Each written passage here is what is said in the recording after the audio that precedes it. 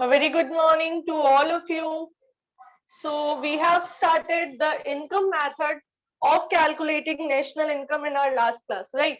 Uh, if we talk about revision part, we have already completed the revision of national income. We have revised it for twice. So I guess you all must be prepared for the examination. अभी हम जो करेंगे income method को ही continue करने वाले हैं। Income method के अंदर हम देखेंगे कि कुछ चीजें जो हमारी रिमेनिंग थी theoretically when we were discussing, तो कुछ पार्ट हमारा रह गया था, उसको हम अभी कंप्लीट करके न्यूमेरिकल स्टार्ट कर देंगे। आप क्वेश्चंस को सॉल्व करना स्टार्ट कर देंगे अभी आफ्टर 10 मिनट्स आई गेस। चलिए देखिए, we have written that income method gives us answer in domestic income, that is NDP FC. इसमें हमें आंसर मिलता है, right? And we have noted down NDP FC is equals to COE plus OS plus MI। ये आपको लिखवा दिया गया था लास्ट क्लास में। COE के अंदर 3 कंपोनेंट्स थे, इसको भी हमने नोट डाउन कर लिया था। वेजेस एंड सैलरीज जितनी भी कैश में मिल रही है लोगों को। Next, wages and salaries in kind, and then employers contribution in social security scheme. These are the part of compensation of employees. We have already covered this part. Then after we were discussing the part of operating surplus, जिसमें मैंने आपको बताया 3 part होंगे। Labour एक factor है, labour को compensation of employ मिलेगा। Labour के अलावा जो रिमेनिंग 3 फैक्टर्स है, लैंड, कैपिटल एंड एंटरप्रीनियर, उनके रिटर्न ऑपरेटिंग सरप्लस में आते हैं। So rent and royalty for land and subsoil assets, profit for entrepreneur and interest on capital। तो ये इंटरेस्ट को भी कवर कर लिया था, रेंट एंड रॉयल्टी को भी कवर कर लिया था। बचा हुआ है हमारा प्रॉफिट। प्रॉफिट के भी 3 सब पार्ट होते हैं, आपको याद करना पड़ेगा। प्रॉफिट के अंदर भी 3 सब पार्ट्स है। तो देखते हैं आज की क्लास में, स्टार्ट करते हैं प्रॉफिट क्या होता है। प्रॉफिट बेसिकली वो रिवॉर्ड है जो एक एंटरप्रेन्योर रिसीव करेगा। Look, if you are the individual and you have started your own business, definitely you will be working hard to make your business successful. तो in that case you will be receiving some reward and the reward will be treated as profit. अब देखिए, ये वो income है जो सभी factors of payment को, सभी फैक्टर्स ऑफ प्रोडक्शन को पे करने के बाद में बचती है। In the production process, when I am carrying on the production process, I have hired various factors. One among them is entrepreneur. So other than entrepreneur, जो factors थे उनको पे कर दिया, अब जो बच गया वो सारा प्रॉफिट है। इस प्रॉफिट के 3 पार्ट्स किए जाते हैं। प्रॉफिट के कितने पार्ट्स होंगे? 3 parts. Number 1, some part of profit will be paid to government in the form of corporate tax और profit tax। प्रॉफिट का कुछ पार्ट गवर्नमेंट ले लेगी बिजनेस टैक्स के नाम से, कॉर्पोरेट टैक्स के नाम से। इसके 2 नाम और है, बिजनेस टैक्स, प्रॉफिट टैक्स और कॉर्पोरेट टैक्स।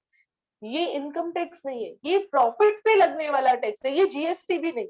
ये एक डायरेक्ट टैक्स है जो प्रॉफिट पे लगेगा।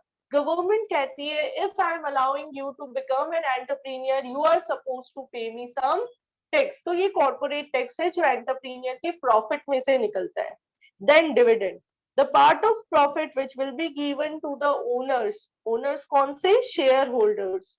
शेयर होल्डर्स कंपनीज के ओनर्स होते हैं। This thing you already know. So the part of profit which is given to the shareholder as a return to their amount is treated as dividend, और ये dividend भी यहीं पे आएगा, profit का पार्ट होगा। इसका एक और नाम होता है डिस्ट्रीब्यूटेड प्रॉफिट। डिविडेंड डिस्ट्रीब्यूट कर दिया है आपने, अपने पास नहीं रखा है एंटरप्रेन्योर ने, he has distributed the profit among the shareholders, so dividend is also known as distributed profit। Numerical में मिलेगा आपको डिस्ट्रीब्यूटेड प्रॉफिट के नाम से भी। आगे, retained earning, the part of profit which is kept by the business firm for itself, उसको retained earning कहेंगे। कॉमर्स वाले बच्चों को अच्छे से पता है रिटेन अर्निंग क्या होती है। ह्यूमैनिटीज वाले बच्चे सुनिए, सपोज मुझे किसी ईयर बहुत प्रॉफिट हो गया, तो मैं क्या करूंगी, मेरे प्रॉफिट का कुछ हिस्सा अपने पास सेव करके रख लूंगी अपने फ्यूचर के लिए। ये जो सेविंग है जो मैंने बिजनेस के फ्यूचर के लिए रखी है साइड में, इसी को हम कहते हैं रिटेन्ड अर्निंग।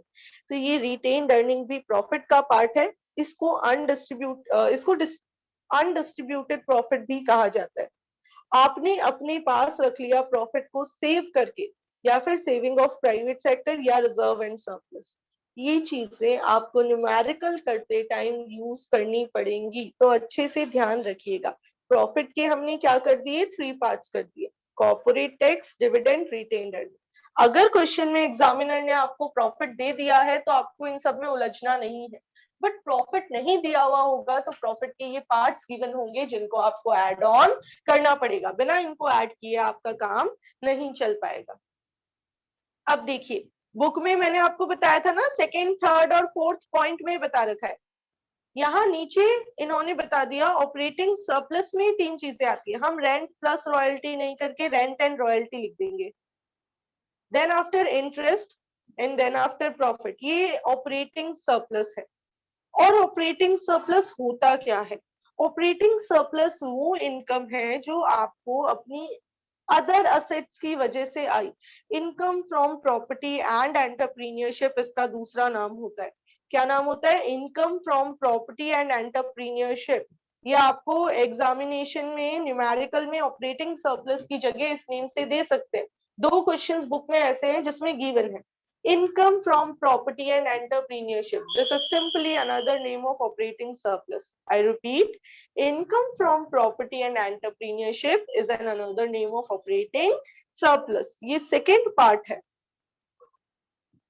लेकिन ये ऑपरेटिंग सरप्लस जो है ये जनरल गवर्नमेंट जो वर्क करती है वेलफेयर पर्पस से उनको नहीं होता, क्योंकि गवर्नमेंट कभी भी सरप्लस अर्न करने के लिए, प्रॉफिट अर्न करने के लिए वर्क नहीं करेगी। गवर्नमेंट एंटरप्राइजेस में होगा, पीएसयूज में होगा, लेकिन जनरल गवर्नमेंट के वर्क में नहीं। आगे देखिए, मिक्स्ड इनकम। मैंने आपको बताया था मिक्स्ड इनकम क्या होती है। जो लोग खुद वर्क करते हैं अपने लिए, उनके पास अलग से कोई लेबर नहीं होता, अलग से उनकी खुद की लैंड होती है, कैपिटल भी खुद का ही होता है, तो ऐसे में वो जो इनकम अर्न करते हैं that will be treated as mixed income. देखिए क्या लिखा हुआ है, it is a term used for any income that has elements of more than one type of factor. एक से ज्यादा फैक्टर इनकम के एलिमेंट्स है, but we can't separate the elements easily. It arises from productive services of self-employed persons whose income includes wages, rent, interest, profit, and these can't be separated. So, a doctor running his clinic at his residence, तो उसका खुद का ही घर है, land उसकी खुद की, doctor वो खुद है तो लेबर वो खुद, एंटरप्रीनियर वो खुद। हाँ, अलग से रिसेप्शनिस्ट बता दिया तो वो डिफरेंट है, बट बेसिकली पैसा भी उसने खुद ही लगाया होगा, तो सारी फैक्टर इनकम कंबाइन होके हम वर्ड यूज करेंगे मिक्स्ड इनकम। नाउ अगेन आप अपनी रजिस्टर्स पे फोकस करना, मैं एक बार दोबारा बहुत अच्छे से समझाती हूँ। एनडीपी एमपी आपका आंसर आता है whenever you do the calculations from income method. NDP FC, अगर मैंने एमपी बोल दिया तो गलत बोला। इसके अंदर 3 पार्ट्स ही होते हैं बेसिकली। आपको जब भी क्वेश्चन करना है आपको 3 पार्ट निकालना है, compensation of employees plus operating surplus plus mixed income. Main formula आपको यही लिखना है। अब आप पहले ढूंढें कि क्या क्वेश्चन ने आपको कंपनसेशन ऑफ एम्प्लॉइज दिया है। अगर आपको दिया है और मिल रहा है तो बहुत ही बढ़िया बात है, आप एज इट इज उसकी वैल्यू पुट ऑन करेंगे। नहीं गिवन तो आप वर्किंग नोट में पहले कंपनसेशन ऑफ एम्प्लॉइज कैलकुलेट करेंगे। 3 कंपोनेंट होते हैं, तीनों में से तीनों दिए हुए हैं तो तीनों ऐड कर लीजिए। 2 गिवन है तो हम मान लेंगे 2 ही है, और 1 गिवन है तो हम मान लेंगे 1 ही है। ठीक है, फिर आप ढूंढेंगे क्वेश्चन में अगर ऑपरेटिंग सरप्लस गिवन है तो वेल एंड गुड, नहीं गिवन है तो आपको ये 3 नाम दिए गए होंगे, रेंट एंड रॉयल्टी, प्रॉफिट और इंटरेस्ट। अगर ये तीनों गिवन है तो बहुत बढ़िया, तीनों गिवन नहीं है तो जो जो गिवन है वही ऑपरेटिंग सरप्लस का पार्ट बन जाएगा। अब one more important thing is that operating surplus में ये प्रॉफिट काफी बार डायरेक्टली नहीं गिवन होता। अगर प्रॉफिट गिवन है तो वेल एंड गुड, प्रॉफिट नहीं गिवन तो इसके भी 3 पार्ट्स हैं। कौन कौन से? Dividend, corporate tax and retained earning. Dividend, corporate tax, retained earning याद कर लीजिए, तभी क्वेश्चन होगा। मिक्स्ड इनकम मोस्ट प्रोबेबली आपको डायरेक्ट गिवन होगी, कुछ भी घुमा फिरा के नहीं देते। नहीं गिवन हो तो आप मान लीजिएगा 0 है। ठीक है, मिक्स्ड इनकम में कुछ भी घुमा फिरा के नहीं देते, घुमाते तो केवल एक ऑपरेटिंग सरप्लस को ही है। ऑपरेटिंग सरप्लस आप याद रखिएगा, ऑपरेटिंग सरप्लस 3 पार्ट होते हैं, 3 फैक्टर्स ऑफ प्रोडक्शन बचे हैं लेबर के अलावा, लैंड का रेंट एंड रॉयल्टी, कैपिटल का इंटरेस्ट, एंटरप्रीनियर का प्रॉफिट, बट प्रॉफिट के भी 3 पार्ट हैं, ठीक है। चलिए अब स्टार्ट करते हैं क्वेश्चन। कुछ प्रिकॉशंस है और कुछ थ्योरी और है, वो अभी नहीं पढ़ेंगे, अभी पहले न्यूमेरिकल करेंगे। ये आपको यहाँ पे प्रोसीजर बता रखा है, आप ये फॉलो करें तो भी बढ़िया, नहीं तो जो मैंने बताया वो ज्यादा सिंपल रहेगा आपके लिए। COE plus operating surplus plus mixed income, आपके पास एनडीपीएफसी आएगा, इसको एनएनपीएफसी पे कन्वर्ट करने के लिए you need to add NFIA. ये एडजस्टमेंट आप सबको पता है, राइट। अब देखिए कुछ क्वेश्चंस देखते हैं। For that you will have to give me some seconds, wait for a second, give me few seconds। तब तक रिकॉल कीजिए, जो फॉर्मूला अभी आपने पढ़ा है उसको रिकॉल कीजिए अपने माइंड में जल्दी से।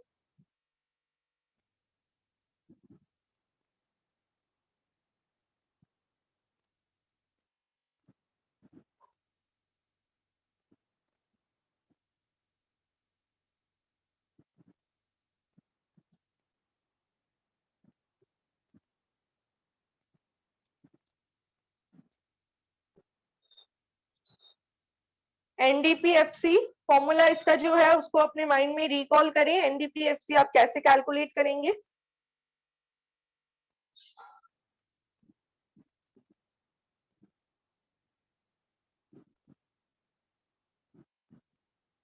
और एनडीपीएफसी कैलकुलेट करने के लिए ऑपरेटिंग सरप्लस वाला जो पार्ट है उसको देखें सबसे पहले, और निकालें आप बुक का एग्जाम्पल नंबर 1। नहीं 1 नहीं निकालेंगे, wait for a second, slide misplace हुई है। गिव मी फ्यू सेकेंड्स, आपकी जो स्लाइड है वो आपके साथ शेयर करते हैं।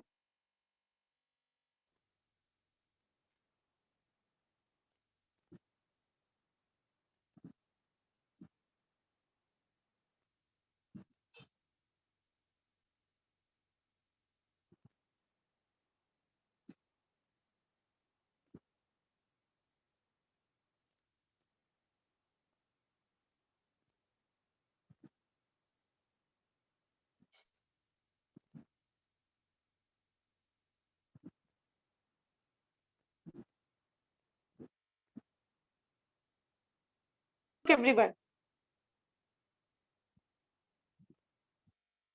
This one is a question, हम आज का पहला प्रैक्टिस क्वेश्चन यही पिक कर रहे हैं। ये मैं आपको क्लास में करवाऊंगी, इससे पहले के जो क्वेश्चंस है वो आप बहुत इजीली अपने आप कैलकुलेट कर पाएंगे, ठीक है। इसको हम यहाँ पे कर रहे हैं, ये थोड़ा सा कॉम्प्लिकेटेड इनकम मेथड का क्वेश्चन है। इससे पहले जो भी इनकम मेथड के क्वेश्चंस हैं वो आप इजीली अपने लेवल पे सॉल्व करने की कोशिश कीजिए। देखिए यहाँ पे ये आपको क्या कह रहे हैं, ये कह रहे हैं calculate gross national product at market price. What you need to calculate, you need to calculate GNP at MP, ये हमें कैलकुलेट करना है। अब हम देखते हैं क्वेश्चन में डिटेल्स किसकी है। इनकम मेथड हमने पढ़ा है अभी तक, तो इनकम मेथड की ही डिटेल्स है। सीओई क्वेश्चन ने आपको दिया हुआ है, इंटरेस्ट गिवन है, रेंट गिवन है, प्रॉफिट गिवन है, एम्प्लॉयर्स कंट्रीब्यूशन गिवन है, डिविडेंड गिवन है, और कुछ मिक्स्ड इनकम भी गिवन है।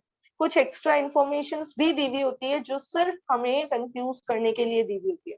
चलिए सबसे पहले आप लोग इनकम मेथड के जो जो कंपोनेंट्स है उनको यूज करके what you have to calculate, you have to calculate NDPFC, क्योंकि इनकम मेथड में आंसर देता है एनडीपीएफसी पे।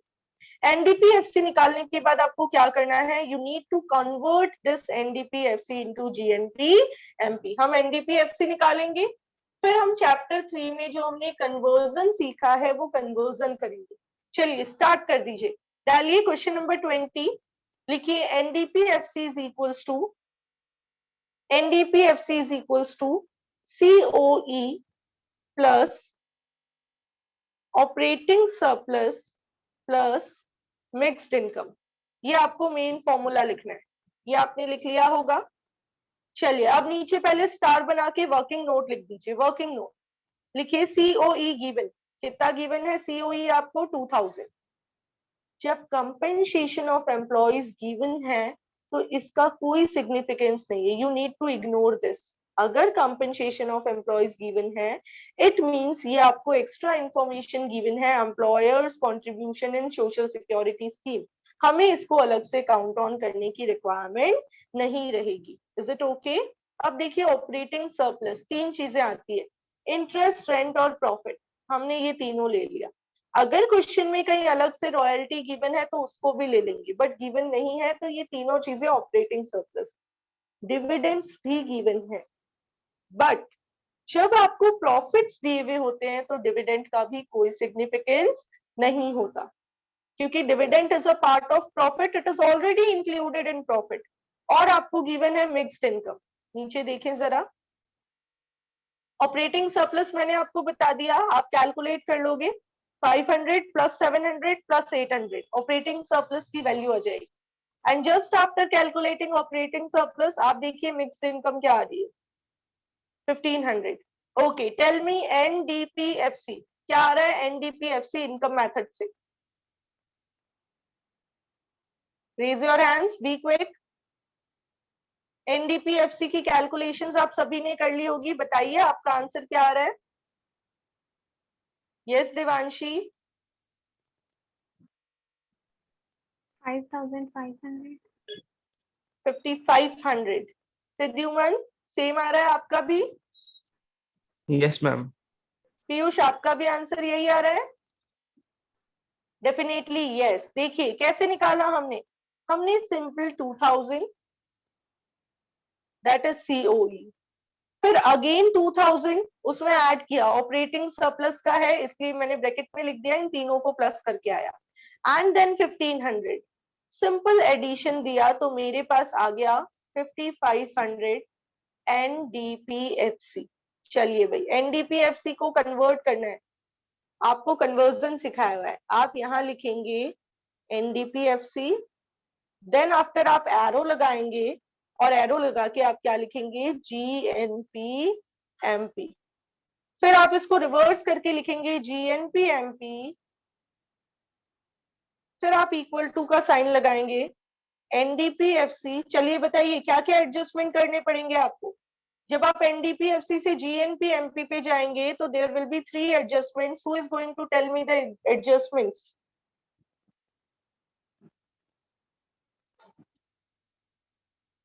क्या क्या करूं सबसे पहले, यस बेटा।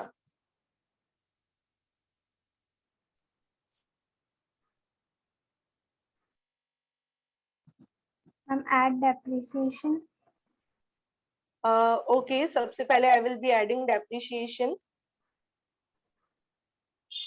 Then add NFIA. yes, add NFIA, then add NIT. add NIT, very good, all the three things need to be added। आपको एनडीपीएफसी से जीएनपीएमपी पे जाना है तो GNPMP is equals to NDPFC plus net से gross पे जा रहे हो तो डैप भी ऐड, डोमेस्टिक से नेशनल एनएफआईए ऐड और एफसी से एमपी पे तो एनआईटी ऐड। चलिए अब ढूंढिए क्वेश्चन में डेप्रिसिएशन की वैल्यू कितनी गिवन है, आप देखें, कंजप्शन ऑफ फिक्स कैपिटल 100 कर दीजिए ऐड, 5500 में 100 को ऐड कर दीजिए। अब ढूंढिए क्वेश्चन में एनएफआईए, कॉम्प्लिकेटेड है और डिफरेंट है, ये देखिए स्टार भी लगा हुआ है बुक में।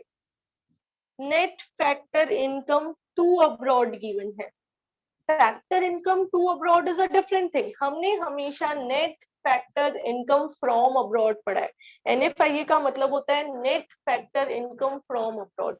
अगर ये टू फॉर्म में गिवन है इट मींस ये वैल्यू माइनस की बन जाएगी, हमने पे किया है इतना, तो एनएफआईए है आपका -150, कर दीजिए ऐड। 5500 में आपने सबसे पहले 100 को ऐड किया, फिर आप -150 को ऐड करिए तो वो माइनस हो जाएगा, और नेट इनडायरेक्ट टैक्सेस आपको 250 गिवन है, इसको ऐड कर दीजिए। ऐड करके बताइए आपका आंसर क्या आ रहा है। हमने क्या किया, 5500 में तीन एडजस्टमेंट्स कर दिए। यस प्रद्युमन। 5700। 5700।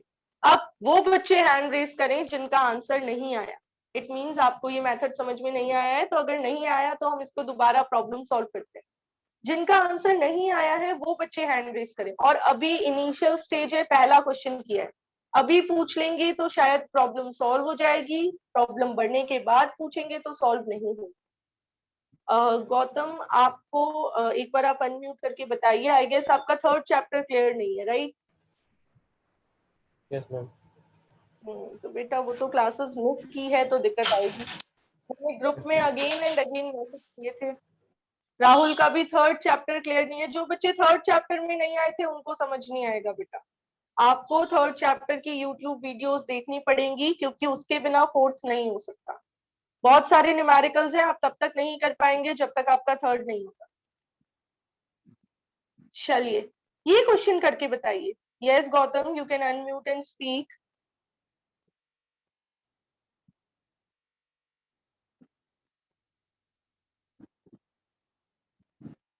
यस गौतम। चलिए लोअर डाउन कर लिया। ये देखिए एक सिंपल, ओके ओके ओके, एक सिंपल सा क्वेश्चन। इससे पहले भी इनकम मेथड के क्वेश्चंस है, वो आप खुद करेंगे। 16, 17, 18, 19 आपका होमवर्क है। अभी तो आप ये देखें। क्वेश्चन नंबर 23, ऑपरेटिंग सरप्लस निकालना है। सबसे इजी क्वेश्चन कह सकते हैं हम इसको। ऑपरेटिंग सरप्लस में क्या आता है? प्रॉफिट प्लस इंटरेस्ट और रेंट एंड रॉयल्टी। ऐसा क्वेश्चन एमसीक्यू में पूछ सकते हैं आपसे। ठीक है, तो ये देखिए, ये रहा प्रॉफिट, ये रहा इंटरेस्ट और ये रहा रेंट और रॉयल्टी। बस इनको ऐड कर दीजिए। 100 प्लस 80 प्लस 40 प्लस 130। सिंपल आपके पास क्या आ जाएगी वैल्यू ऑपरेटिंग सरप्लस की? 350। Have a look at this one. ये अभी हमसे नहीं होगा, ये हो जाएगा। ये दो वैल्यूज नोट कीजिए, फिर हम टर्न करते हैं। 24th हमसे अभी नहीं होगा, 24th अभी नहीं करना है। 25th नंबर क्वेश्चन जो होता जा रहा है उस पर टिक कर लेना अपनी बुक में कि ये क्वेश्चन हमने सॉल्व किया है क्लास में। 25th नंबर देखिए, COE 200, इनडायरेक्ट टैक्सेस 200, ये गिवन है। ऑपरेटिंग सरप्लस कैलकुलेट करना है। डेप्रिसिएशन गिवन है, GDP MP गिवन है और सब्सिडीज गिवन है। आप देखिए सबसे पहले GDP MP आपको क्वेश्चन में दे दिया। ऑपरेटिंग सरप्लस फाउंड आउट करना है, वो कैसे आएगा? NDPFC निकलने के बाद, क्योंकि NDPFC के अंदर ऑपरेटिंग सरप्लस इंक्लूडेड होता है, राइट। इनकम मेथड आपको आंसर देता है NDPFC। तो सबसे पहले गिवन डिटेल्स को यूज करके आप मुझे बता दीजिए NDPFC कितना आएगा। जो इंफॉर्मेशन नहीं दी हुई उसको जीरो मान सकते हैं। GDP MP आपके सामने 600 है। इनडायरेक्ट टैक्सेस आपको क्वेश्चन में 200 गिवन है। डेप्रिसिएशन मुझे विजिबल है, तो GDP MP को आप लेके जाइए NDPFC पे और मुझे बताइए what is the value of NDPFC। क्या आएगी value? 600 minus depreciation, that is 100, minus net indirect taxes, that is 150.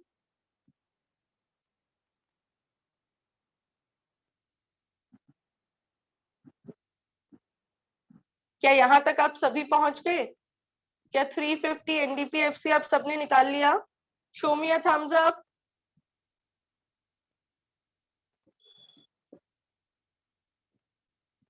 Yes, now 350, that is NDPFC, is equals to COE plus operating surplus plus mixed income.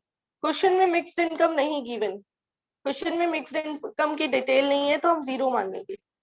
350 is equals to COE, question में 200 given है। Compensation of employees कितना given है? 200 plus operating surplus. तो आपका simple सा operating surplus आ गया है 350 minus 200, that is 150. Anyone, any doubt?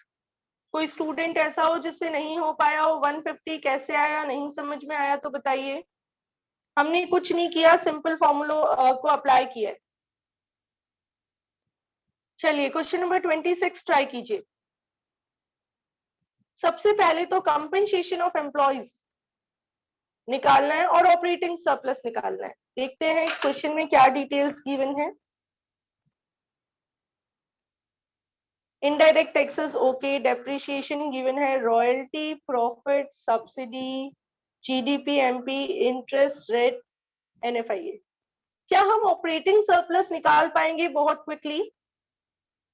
Raise your hands, कौन मुझे ऑपरेटिंग सरप्लस की वैल्यू बता रहा है?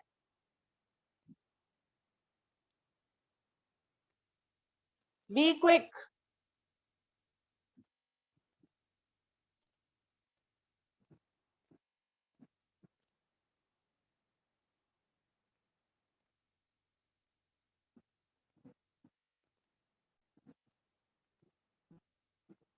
निकाल लिया सभी ने?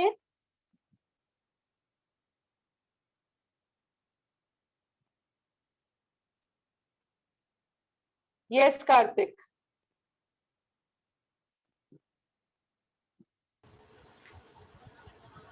Good morning, ma'am. Very good morning. Ma'am, 370. 370, very good. सभी बच्चों ने निकाल लिया ना? ये मैंने हाईलाइट कर दिया आपके लिए।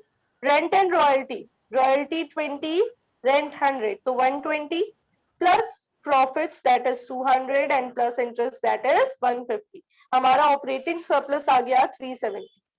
Very good Kartik. Okay, now what we need to calculate now? COE। देखिए क्या क्वेश्चन में वेजेस एंड सैलरीज या एम्प्लॉयर्स कंट्रीब्यूशन कुछ भी दिया हुआ है क्या? नहीं। इट मीन्स ये डायरेक्ट क्वेश्चन नहीं है, हमें घुमा फिरा के करना पड़ेगा। तो कैसे घुमाएंगे? जैसे पिछले क्वेश्चन को घुमाया था। क्या करेंगे? They have given you GDP MP, you will firstly convert it into NDPFC। क्यों? क्योंकि हमें अगर COE निकालना है तो हमारे पास NDPFC होना जरूरी है। तो देखिए मैंने NDPFC में कन्वर्ट किया। कैसे करूंगी कन्वर्जन? अब सबको आता है। Who will explain? क्या करूं मैं? 1800 में क्या क्या एडजस्टमेंट्स करने हैं? Only 2 adjustments are required. Be quick, raise your hands.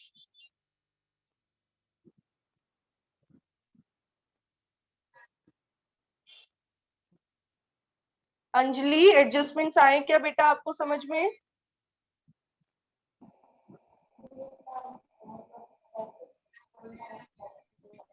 Audio clear नहीं है आपका। चलिए जागृति, जागृति। यस बेटा, can you tell us the adjustments? कौन कौन से करने हैं?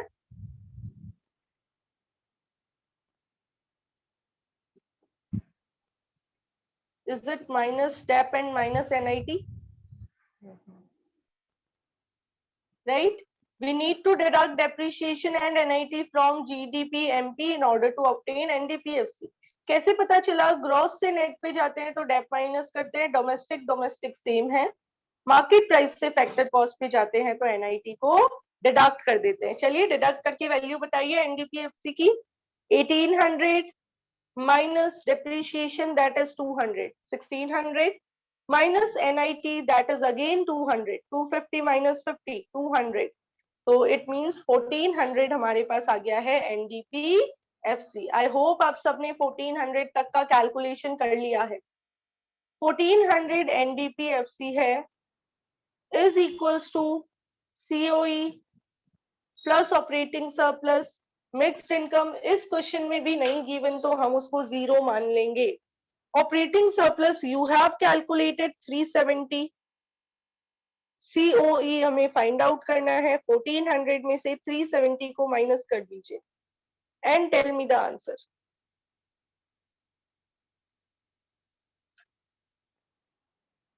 क्या आप सभी 1030 निकाल पा रहे हैं? ऑपरेटिंग सरप्लस और COE हमने निकाल लिया है 1030। Now have a look. Question number 26 पे टिक कर लीजिएगा। 24 छोड़ा है हमने, 23 और 25 भी कर लिया। 23, 25 and 26 and we have done question number 20। अभी आपको 21, 22 नहीं करने हैं। जो नहीं बोला है वो नहीं करने। PDF में आपको क्वेश्चंस का फॉरवर्ड कर दूंगी। You are supposed to solve question number 16, 17, 18 and 19 by yourself. ये 4 क्वेश्चंस आपको आज करके देखने हैं। बहुत सिंपल क्वेश्चंस है, बहुत आराम से हो जाएंगे without any complications. Anyone, any questions? Yes, Karthik, you can unmute and speak. Yes, Manish. Good morning ma'am. Very good morning. Ma'am अगर ग्रॉस से नेट पे जाएंगे तो डेप्रिसिएशन ऐड नहीं होगा क्या? नहीं बेटा, ग्रॉस में डेप्रिसिएशन इंक्लूडेड होता है, नेट में इंक्लूड नहीं होता। तो जब हम जिस वैल्यू में डेप है उससे नेट पे जा रहे हैं तो हमें हटाना पड़ेगा। Okay ma'am. ठीक है, okay. Make sure everyone that for chapter 4 आपके चैप्टर 3 के कंसेप्ट्स क्लियर होने चाहिए। अभी आपके एग्जाम के बाद समर ब्रेक हो जाएंगे, हम सिर्फ इनकम मेथड को करके छोड़ने वाले हैं। हम इनकम मेथड तक का ही डिस्कशन लेंगे और कोई न्यूमेरिकल मेथड नहीं लेने वाले। इसको अच्छे से प्रिपेयर कीजिएगा। डाउट्स जो भी है वो कल परसों की क्लास में पूछ लीजिए, क्योंकि उसके बाद आपके एग्जाम स्टार्ट हो रहे हैं। All the very best, enjoy yourself, have a nice day, see you tomorrow.